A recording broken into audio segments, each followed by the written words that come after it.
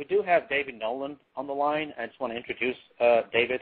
David's a Facebook friend of mine. David Nolan is famous amongst libertarians for two major achievements.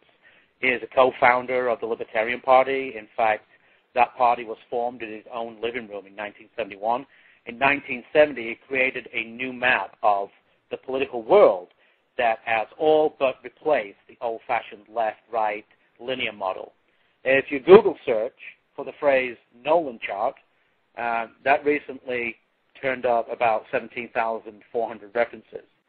David, are you with us? Hello. Yes, I am with you. Right. Well, what do you think about those libertarians out there who aren't really libertarians, like the Glenn Becks and the Sarah Palins? I mean, what do you say? Whoa, back up. Glenn Beck is a wannabe libertarian. Sarah Palin is by no stretch of the imagination a libertarian. She's a populist who happens to align with libertarian beliefs on certain issues, for example, the right to keep and bear arms, but she's no libertarian. She was, first in line to get big federal handouts for her state.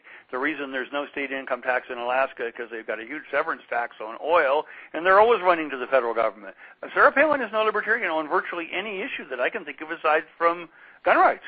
Okay, no, I agree with you 100%. That's the message I've been trying to spread now. How do you educate why are so many, neocon Republicans so bought into this system where they actually believe Sarah Palin's going to be the next answer to libertarianism? That's some people really, truly. I've talked to people who are just huge Sarah Palin fans or huge Glenn Beck fans. When just a year ago, Glenn Beck was pushing for not just the bailouts, but more money in the bailouts. He was pushing for the Patriot Act 6 years ago. I mean, this guy has been, nowhere near libertarian positions. I've been trying to say this for a long time. How do we get this message out to more people in the mainstream? That's a good question. Now, I do not watch Glenn Beck very often because I find his personal style and delivery annoying. I just don't like listening to Glenn Beck any more than I like listening to most talking heads, left or right, because they just annoy me. But I will say in Glenn Beck's favor that I think Glenn Beck is in the process of evolving. I think he is one of those millions of Americans who are waking up to the fact that this country is very rapidly sliding towards a society that falls somewhere between the society depicted in Ayn Rand's novel Atlas Shrugged and the one shown in the recent movie Idiocracy. And if you're not familiar with that movie, it's not a great movie, but it's fun.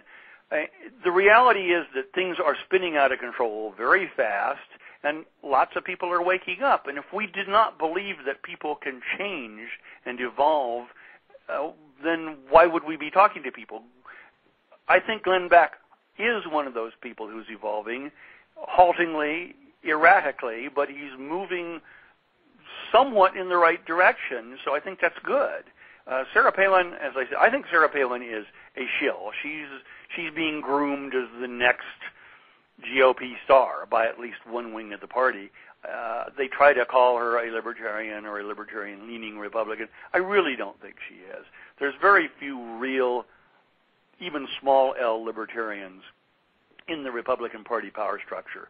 A lot of grassroots Republicans will tell me all the time when they go to Tea Party rallies or so forth. Oh, I really like what the libertarians say. I'm a libertarian, but I vote Republican because the libertarians can't win.